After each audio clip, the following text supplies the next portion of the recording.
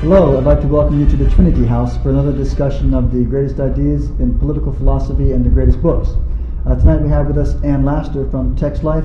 Ann, we're pleased to have you with us, we're excited to have you with us, and we're looking forward to a great discussion with you tonight. Well, thank you. You know, it's always a wonderful opportunity to be here and to listen to you. Your fascinating talks and very deep and profound talks are just really thrilling to me. Thank you. And so I worked out a few things that I thought maybe we could talk about after looking over your talks, and maybe we should begin with definitions, for example. Now these are words that you've used previously all the way through, but still I think we need to go over them because you're using them in connection with Aristotle. Okay. And that one is induction and the other is deduction. Okay.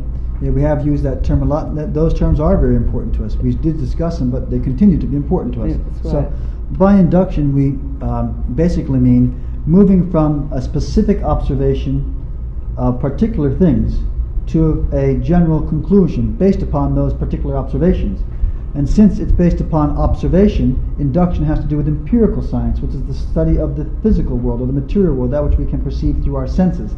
So induction simply gives us a general rule based upon specific observances. For example, water freezes at 32 degrees.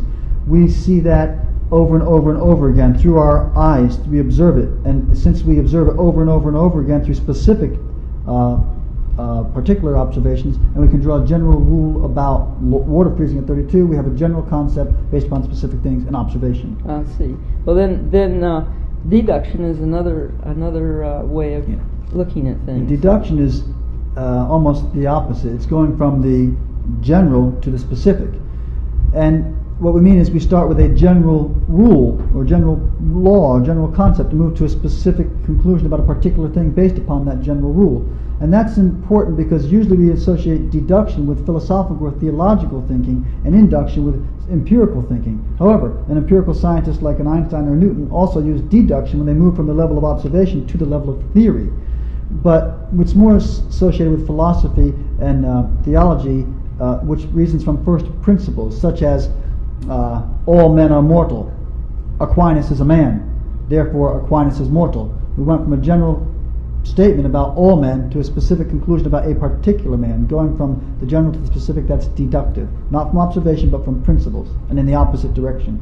I presume that's what Darwin did on the Galapagos Darwin Island. went from induction, right, from observation. Observation. From specific observations to general conclusions. Oh, okay. So he was a deductive. Yes, certainly, most certainly. Okay.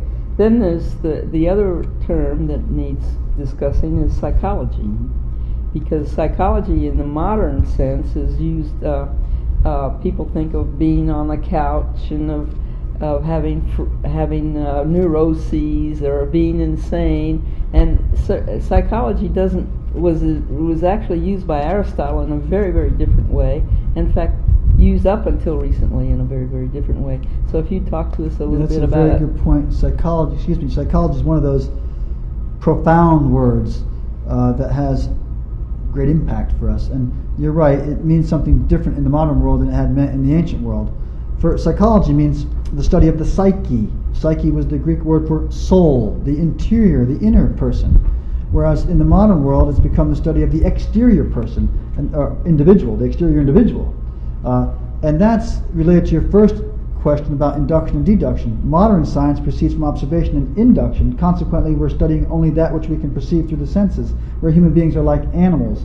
And consequently, modern science is behavioral science or involved with conditioning of the physical side of human beings. Now, Aristotle, being a biologist and a philosopher, was also aware of the inductive methods and need to study psychology as classical conditioning or as behavioralism as well. He would have been comfortable with those terms, but he didn't see that as the essence of it, the soul of it, the important part of it. That was the going into the person, studying the soul, studying the essence. And that's exactly what we need to do in ethics and in politics, know the essence of the human being, which makes us different from other animals. And we only get that through this more ancient idea of psychology or the more modern idea of depth psychology. Okay, well, so that leads us right into the next question that I have, and that is, you talked a lot about human nature, so maybe you can give us a little definition of human nature that we can take with us. Okay, without trying to demonstrate it, because we did that in the presentations, simply we would say a human being is that animal which we classify as Homo sapiens,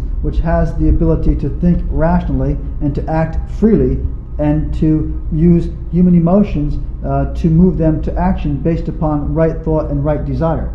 Uh-huh. Well, so then human nature is probably, also you said in your lecture that human nature is something that is the same for each human. Right, and one of the things that you said that I thought was quite interesting and entertaining, and especially in this modern day, and that was about humans' desire to not minding to be deceiving of others, but hating to be deceived. Yes. Yes. I thought that was a marvelous It statement. was St. Augustine of Hippo, right? Oh, is that right? I have known many men that wanted to deceive, but none that wanted to be deceived. And that's I think a cute little summary, but a profound statement. I think it rings true in my ears. I don't want to be deceived. I presume you don't want me to deceive you. I don't want you to be deceiving me. I don't want anyone to deceive me. I want the truth from my family, from my spouse, from my friends. I want the truth about science, about philosophy, about religion. We all desire to know the truth about politics, about right. economics, about sociology, psychology, right? And so when Augustine made that statement, he was making a statement that's relevant to us in our study of the human nature and of ethics, because he made that statement relevant to the power of the human mind to think. Because we made that distinction in ethics when we found out that the human being has a rational mind, and we want to ask the question, well, what's the purpose of that rational mind? What's the function of thinking? Mm-hmm. And the end of thinking, the conclusion is to know the truth. And the highest truth is wisdom. So Augustine was hitting on that when he said no one wants to be deceived. It was a smart, simple way to demonstrate the point. Uh-huh. And then of course, another thing that we have, that like psychology, another word that has different applications today than it does when it's being used by philosophers of olden times, and that word is choice. The modern definition of choice just means either you can have an abortion or not, and that's what it's reduced to. And there's a much wider use of it, and you were using it in your talks. Can you talk to us about that a little bit? Choice is another one of those profound concepts, those great ideas. Choice from this Aristotelian or the Thomistic perspective has to do with reason and desire. When my mind reasons properly, rex ratio, we call it correct thinking, based upon rules of logic and principles, first principles that are true, and when my will desires the correct things through moral formation, then I can make choices that compel me or lead me to the good that my mind knows and my will desires. Now, in the area of abortion, I think you said, free choice. See, Aristotle, although surprisingly enough, you might be surprised on this, Aristotle and Plato were advocates of abortion. All right? Yes, they were, because they were also advocates of slavery for the... Right, so Aristotle was certainly incorrect about slavery. I think the modern world recoils about Aristotle and slavery, that he thought people were naturally slaves. Mm-hmm. And so we think Aristotle is mistaken on slavery and also mistaken on this area of abortion. Aquinas would have said abortion is not something reasonable, because the end of human life is happiness. Right? And if it's human life and we're aborting it, that human life is losing happiness. And the one who aborts that life is also presumably getting into guilt or the conflict that can jeopardize their happiness. And furthermore, the human species has to survive. It's a biological argument even Darwin would have been comfortable with. And abortion is taking away the life of the species. It's endangering the species. So it's probably an act that's contrary to right reason, and therefore is not really a choice. It's not really a human choice. It's an animal choice. Remember, human choice has to be through right reason and right moral rectitude. But we can make a choice in our actions without right reason. Then we say that's not a human choice, but it is a choice. We made the distinction between animals and human choice, freedom of choice and freedom of movement. Right? I have freedom of movement to have an abortion of this human life that's in this woman has the choice of the life that's in her body. But if it doesn't really follow from reason, we say it's not a human choice, it's just a choice. I see. So how you stack up on the issue, if reason can defend it, abortion, then we could say it'd be a human choice. If reason would be against it, then it's not really a human choice. It's only a free choice. Okay. Well, it's very important that we learn those things about choice, because propaganda nowadays just makes choice as it supersedes the Constitution in many times. So that's why we need to talk about that. I think that's a very fine way to broaden and explain choice as it truly is. I think that next coming up on that thing was Aristotle's statement of being blessed by fortune. And you said that his meditations ended in contemplation, and that later on we'll discover that Aquinas carried that further. Yes. But if you could talk to us about what is meant by blessed by fortune. It's somewhat confusing, right, when you think about happiness, and then you find this great philosopher saying that has something to do with fortune. Yeah, right. Well, and he also said wealth.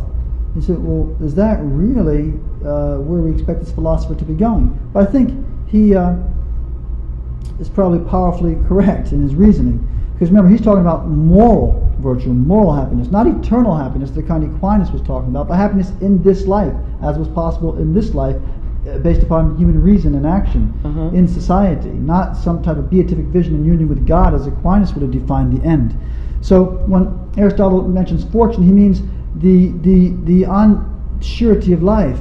Being blessed with fortune means you never know where fortune's wheel is going to turn, when the wheel will turn against you, when it will favor you. Good health, right? Or bad health. Good health or bad health, wealth or lack of wealth. I could wake up tomorrow and I could find out that there was a stock market crash. My savings have been depleted. Or maybe there's a death in my family, or I find out I have cancer. Fortune has turned against me. The story of Job, right? The story, he lost a fortune and that affected him. So Aristotle said you had to be blessed with a totem bone, and all those things that Maslow would have called the lower needs in the hierarchy of needs, that were the basis of being able to pursue the higher things. Because remember, for Aristotle, you had to have leisure time. A man could not achieve virtue if he did not have time to pursue it. And time to pursue it meant leisure based upon wealth, and on the yoke of slavery, the horrible yoke of slavery. These men had freedom and leisure based upon slavery, and he thought only those few could attain virtue, because only those two had the leisure to pursue the higher things. So wealth was necessary and fortune was necessary. And if you had a certain modicum of wealth and used it moderately, if you were blessed by fortune and had all those other goods, the intellectual virtues and the moral virtues, then you could be said to be on your road to pursuing happiness. But that was limited in the ancient world to only a few, the aristocracy. Well, as a matter of fact, Pieper, the German philosopher, wrote a book, several books probably, but I know he wrote about 50 books. But I mean, this one was titled Leisure. Yes. And the uses of leisure, and he was talking about leisure in a non-slave world. Yes. And so he was talking about leisure as a source of contemplation, of adoration, and this very profound idea. And leisure is a concept we want to still hold on to in the modern world. We still believe the same. When we talk about leisure, we sort of have the Greek understanding of that idea. Leisure is the use of free time, right, in order to pursue that which is true and good and beautiful, to elevate my human nature to the higher things. It's leisure time, and it's meant to be used for the pursuit of the good. If it's used for other things, foul things, things of the lower sort, things of the passions, then we don't call that leisure. It's just free time. It's playtime. The proper use of leisure is to pursue happiness, and leisure distinct from work. We work in order to have leisure, according to the Aristotelian model. We work for leisure. The purpose of life isn't work. The purpose of work is leisure, so I can pursue my happiness in that leisure time. Very different from the Aquinas' perspective, or from maybe a Christian perspective, Catholic or Protestant. We believe that you can pursue the good life or leisure even in your work. It's profound, the idea of offering your work as an activity of the soul, something that Aristotle would have recoiled against. Work with the hands was ribald, was foul. Those people who work with their hands, Aristotle called the wicked ones. The Greek word for worker or artisan is translated wicked, the wicked ones. Oh, is that right? Right? So it was only those who didn't have work with their hands that could pursue leisure. In the modern world, from a Christian perspective, everyone can pursue leisure, everyone can pursue virtue, everyone can be virtuous, rich or poor. It's not tied up with your work, because you can acquire virtue through your work, through your daily labors, the offering of your daily duties and works for higher purposes, spiritual purposes. And I have here an opportunity now, because of the way that our choice is leading to salvation. that we have a way of talking about if Stalin was happy. You know, we have and wondered if you could tell us how people can pervert the concept of happiness. That's a great question. I guess there's certainly no way to be able to demonstrate conclusively if Stalin was a happy man or a sad man, a good man or a bad man. But I think the common run of human beings would think that Stalin was a bad man. Right? He was bad because under his regime, millions upon millions of human lives were butchered, lost, destroyed, tortured, maimed, harmed. Right? Starved, scarred families, cultures, whole nations. We don't tend to think that that was good. But the question is, was Stalin a happy man, and was he pursuing happiness? And if not, how did it get so perverted? Well, you know, there's some really interesting work in this area, Anne, being done by some scholars today in Western Europe and in the United States, doing psychological history. And I think it's a fascinating idea to study history from a psychological perspective. Not that that's the only way we want to study history, but it's a fascinating way to study history. And what they're showing us today, these recent studies of men like Hitler or Stalin or these other great political leaders who maimed the human race, that they had some things in common. One of those things in common was that they came from a family with an abusive father. So we look at someone like Stalin, who was abused sharply by his father. It's possible that psychological motives were at work in his behavior, and those motives were forcing him to get back at his father. He was trying to get even, trying to get the pleasure of reacting against his father, and we see that in his law and his policies. And was Stalin happy? I would say I don't think he was happy, but I think he had pleasure. He had wrong pleasure. He had the pleasures of the flesh, as the sentient flesh associated with getting retribution toward his father, acted out on humanity. On a massive scale. It was a perversive physical pleasure. Happiness is a quality of the soul, following right reason and right desire. Okay. This was wrong reason and wrong desire. Right. I mean, trying to kill people and getting delight in that's wrong desire and wrong reason. So we don't think he was happy, but he might have had pleasure, sentient animal pleasure, and we mistake that for happiness, as Aristotle said, because the leaders think that it's happiness, and they're the one. Remember, you mentioned Sardanapalus, the wine bibbers, the partiers, the leaders who are so boiled with physical pleasure, and everyone else, the masses of humanity, they don't know any better. They looked up to these leaders for example. And if it's the wrong example, we have the wrong idea of happiness and pleasure. I see. And furthermore, they've gone through studies like of people like Sartre, yes, and others who had a profound influence, Freud, for example, who were treated by abusive fathers, mm-hmm, and they were doing it mostly with men, but there are some women. I think George Sand is one, mm-hmm, who were abused as children too. So I think it's a fascinating idea and a fruitful idea. And as dean of the college where I'm at, I will push the faculty in that area. Those faculty who can handle those questions. I think it's a fascinating and a fruitful study. Yeah, I do too. And I'd like to see more done in that area. Because we all know that prayer can change things. And we all know that we can change if we can see what it is that we need to change. Yes. And so that's if we can see. If we can and see. That means if we can think. Because when not if I perceive, but if I see with my inner mind, with my reason, right? Okay, right. And then next we come to the Summa Bonum, which was a part of your lecture series, and you described the Summa Bonum as the ultimate in happiness, not the penultimate, but the ultimate in happiness. And so I'd like to know, what is the pathway to happiness? First, let me congratulate you on your use of the word penultimate.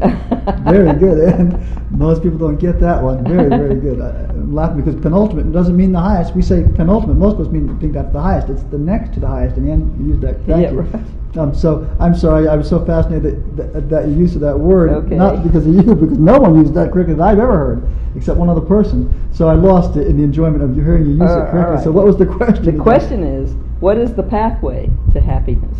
The Summa Bonum, right? The Summa Bonum. And the relationship with that. Okay, remember when Aristotle used this term summa or summum bonum, he meant the greatest good. And the greatest good for Aristotle was that part of the human nature that was the greatest. Our greatest attribute is our thinking ability, and the highest attribute of thinking is the acquisition of wisdom. So the Summum Bonum is the highest acquisition of the highest part of the human soul or the human psyche. Right. That's different than the Totem Bonum, and it's different from the pursuit of happiness. Right? The pursuit of happiness it's related to it as well. Pursuit of happiness requires us, we said, equipment for the journey. The end, we say, is happiness. How do you get there? The means, right? The journey. What's the method? Well, the method for Aristotle was the virtues. Right, those moral virtues and intellectual virtues. And the greatest of the intellectual virtues is the summa bonum wisdom, which will guide our actions. So it's not it's a means to the end, but it's also a very well deeply wrapped up with the end. Because the acquisition of wisdom leads me to better gaze on the good and the true and the beautiful. And for Aristotle, the end was that contemplative gaze of the good and the true and the beautiful wrapped up with wisdom, which is also an end and a means to that happiness. That's clear. Yeah, it is clear. There, you were describing some of the things that are required, like the virtues. For example, the moral virtues, and also the intellectual virtues, and the moral virtues you said were active, and the intellectual virtues were related to them. But one of the moral virtues that I would like to take up right now, because we're short on time, is one that you said was the most important, and that was prudence. Yes.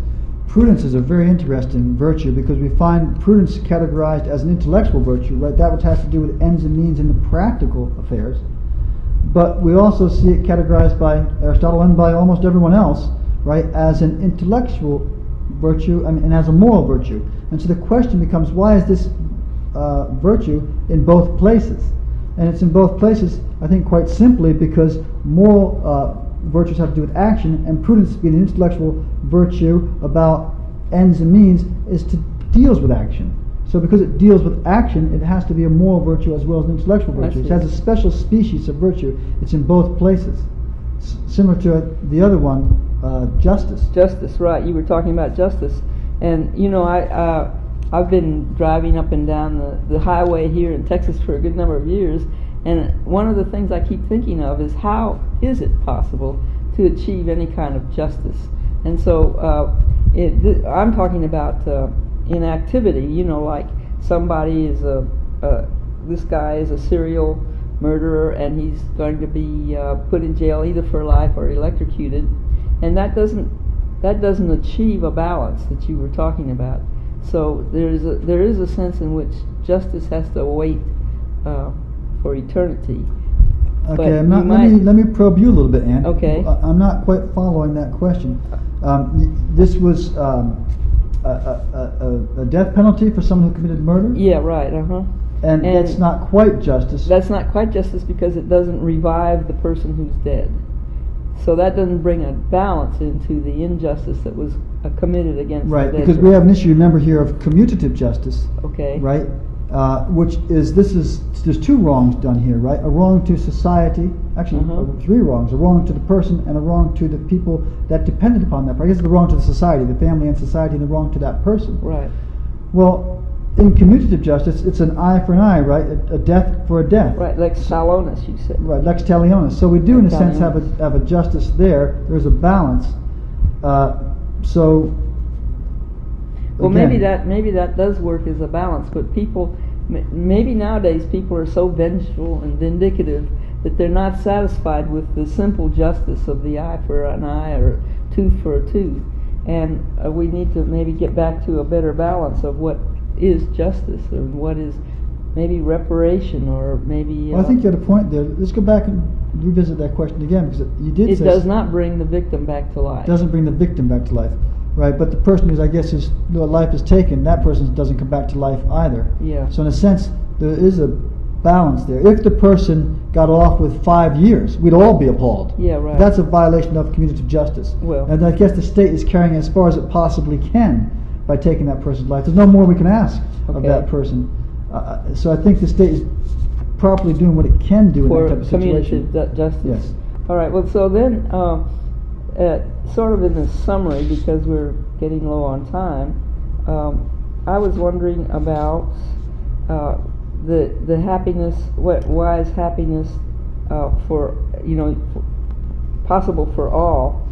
When history is replete with man's hatred of man, when history is one continuous story of wars, of torture, of martyrdom, of starvation, That's one of those profound questions. I think it's sort of tied up with Aristotle and Aquinas' idea that law can be a pedagogue. Okay. Right? When we say that law is a pedagogue, we mean it has the function of a teacher.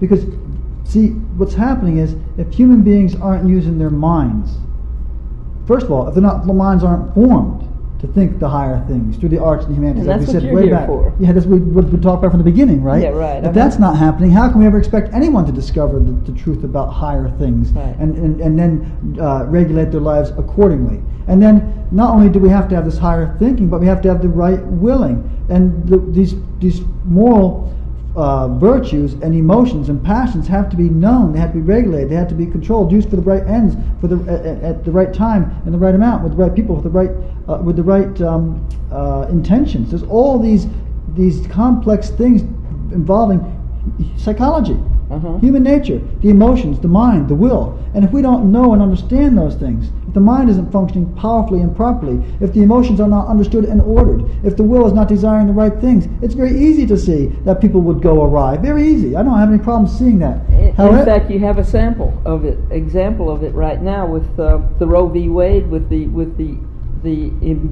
embedding of abortion into the culture of America, and the acquiescence in abortion by a majority of Americans, because they think if it's legal, it's moral. Yes, that's very good. Something that's legal could be moral, and it's substitute for law. Or substitute for a law. Let me look at that. Okay.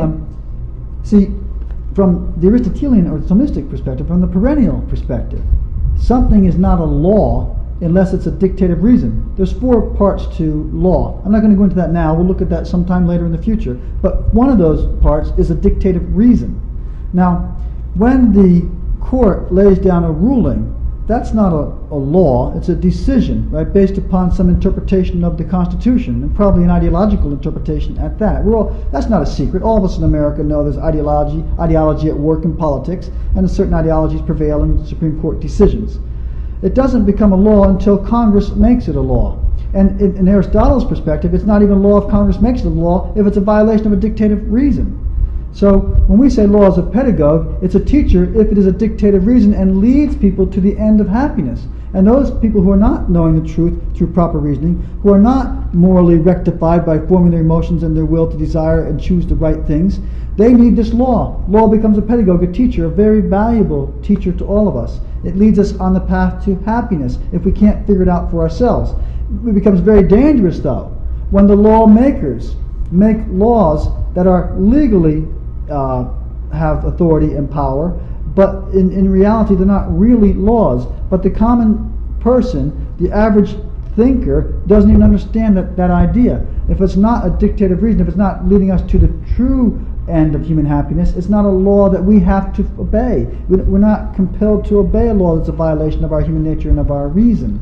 So I think that's sort of the problem. If you have laws that are not really laws, but are dictates of power, right? Those people who have power are making the laws, and the common person doesn't know any difference. He presumes that since it's coming from Congress, the law is valid.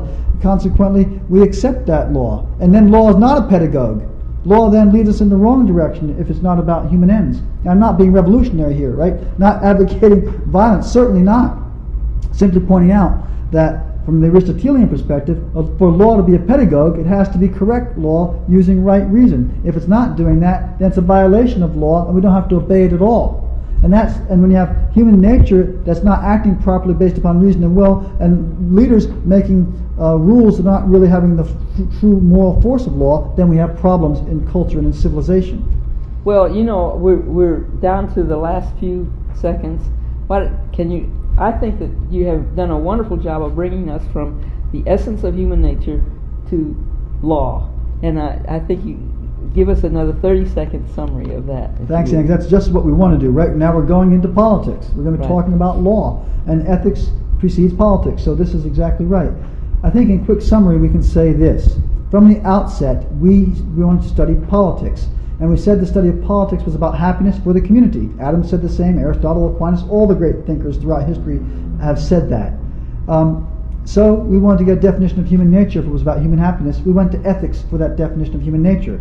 having acquired that definition, that human happiness is the end of life, and that happiness has to do with human nature, that which is specifically human and makes us different than all other animals, our free mind and our will and our human emotions and the ability to choose freely to act on those thoughts and those emotions, is the end that we're looking for in ethics. We know the end is happiness. We know the means to that happiness is a virtuous life tied up with correct thinking, intellectual virtue, correct action, moral virtue. So if we think correctly, act correctly, and make the correct choices based upon our will and our mind, we're moving towards our end, happiness. And now the question becomes, how do we achieve this general happiness for all in society? How are we, as human beings who must live together in groups and in communities in society, how do we have societies that will promote the common good of all people toward their ends? And that brings us squarely into this field of politics. Well, Dr. Marzak, that was an excellent summary and an excellent discussion. We went from the essence of the individual human to the law, to the natural and law, the real law, the law of nature. So I do thank you for such an entertaining and educational evening. You're welcome, Ann, and thank you for being with us. And again, as I said, it's always a pleasure, and we want to work with you continually in the future. Everyone, we thank you for joining us tonight, and we ask you to join us again next time as we continue to explore the greatest ideas in political philosophy as we go from ethics into the field of politics. Good night, and God bless you.